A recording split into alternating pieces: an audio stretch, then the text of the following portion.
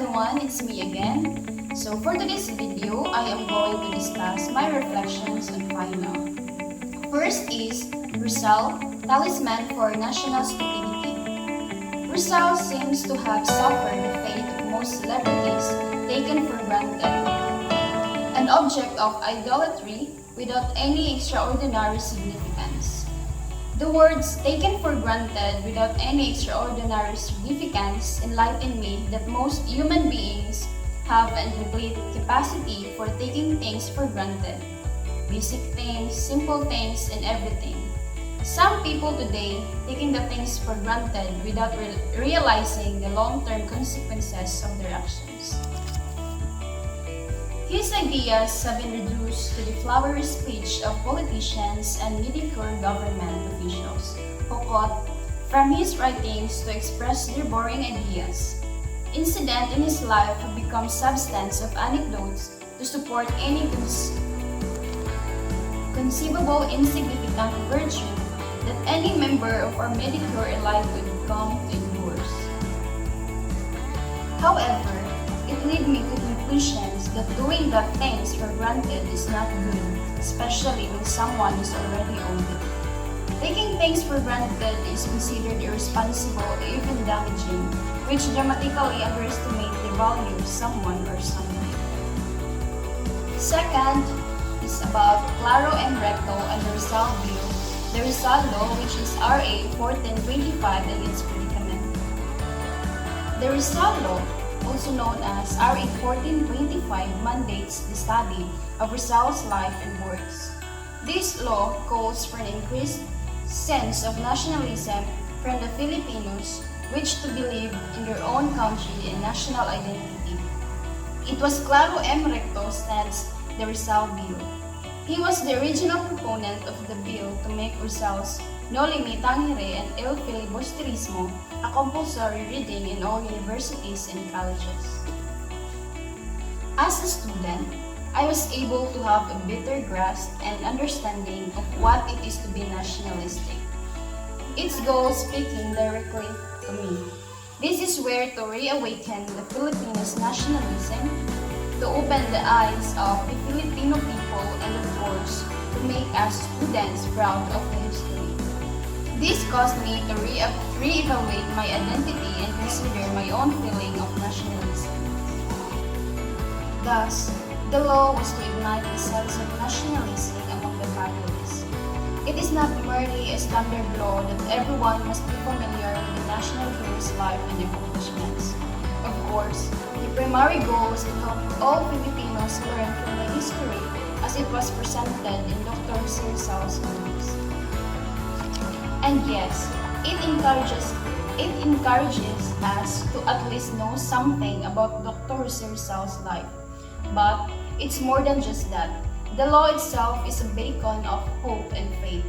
It also signifies the hard work of our fellow countrymen that gives sparks once again our nationalism that was once shining ever so brightly. The third one is about the Noli Me Tangere. This novel brilliantly describes Philippine society with its memorable characters. Awaken nationalism in hearts of Filipinos to recover the self-confidence and return the heritage to its rightful. The novel that described the love of our country and family. It taught me that despite of all the sufferings and pain we have faced, we must keep on trying to do our best to fulfill our freedom and also to help others. Thus, sacrifices is what this novel pointed. I have found myself that in my entire life, sacrifices is part of our life, where it is a gesture of giving up something that I love and possess for the sake of others' happiness or God's happiness. Therefore, I strongly believe that when you are choosing to sacrifice for someone, this is not by any obligation, but that is something which is done purely from deep of your heart. The fourth one is about the El Filibusterismo, the novel that tells us how cruel and how purely evil the Spaniards was. Nevertheless, It also tackles the bravery of the Filipino community. Also, the publication of this novel is dedicated to the memory of three traitors, namely Father Gomez, Burgos, and Zamora. This reflect me on my personal experiences with someone na masasabi kong traidor. Isa siya sa mga taong pinagkakatiwalaan ko. Ngunit dumating ang araw na wala rin ang lahat dahil sa kanyang pagkakatraidor at utang sa isa. That's why I developed defense to protect myself to refrain from sharing any information that might put me at risk, which making me hard to change my view towards persons. Today, my lack of trust towards individual is so high. I still have repressed feelings of experiences affecting the ability of not being able to move on from feelings that should be left behind in the past. It takes me the courage to hardly forgive someone. The fifth is about the vision of Father Rodriguez. Father Jose Rodriguez used a series of Cuestiones de Sumo Interés, a pamphlets to attack Noli Me Tangere, claiming that devoted Christians should not read the book based on its theological content. The vision of Father Rodriguez aims to urge Indians to show indulge and not to accept everything that has been said in the story by showing how Spaniards, particularly the friars, treated the Indians in the past. Thus, Noli Me Tangere by Rizal portrays societal challenges in the Philippines during the rule of the Spanish government which sourced the societal problems. Therefore, I strongly believe that Father Rodriguez's assessment is not suitable. Noli Me Tangere tells us that we should reflect on our actions and beliefs for our country to promote nationalism, which we need to accept changes in ourselves and still need to apply in today's generation. We must patronize our country by respecting the law, promoting our culture, and realizing the true goal of the country by helping each other towards the improvement of the country. Being a true Filipino is what Jose Rizal wants us to be, to know who we are and what is our true goals without will make our country flourish. With that, it will make our country flourish. Sixth is about the telephone.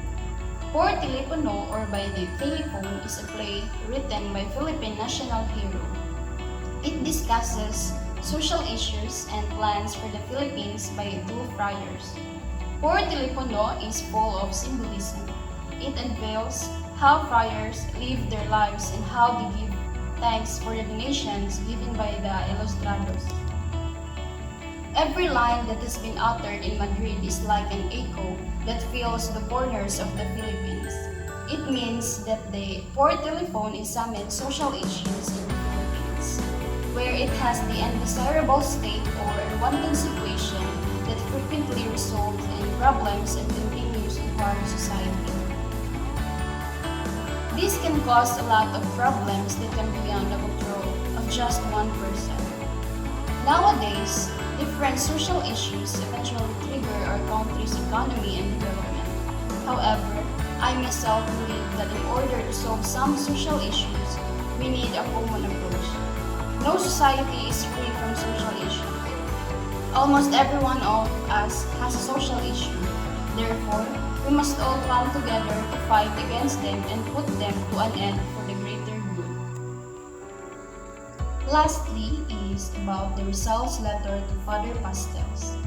Self-esteem is the greatest good with which God has endowed man for his perfection and integrity. This gives me an understanding that self-esteem begins to take shape at an early age, with parents being a major influencer.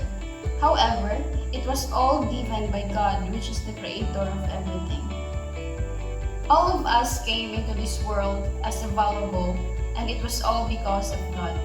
It is the best quality that God has given man for excellence and moral purity, which is self-esteem. I think this is very important in order for us to be able to know how much we are worth. We will also be able to have a clear understanding on how to value ourselves which have the biggest impact on how we act against people and situations. That's all, and thank you for watching.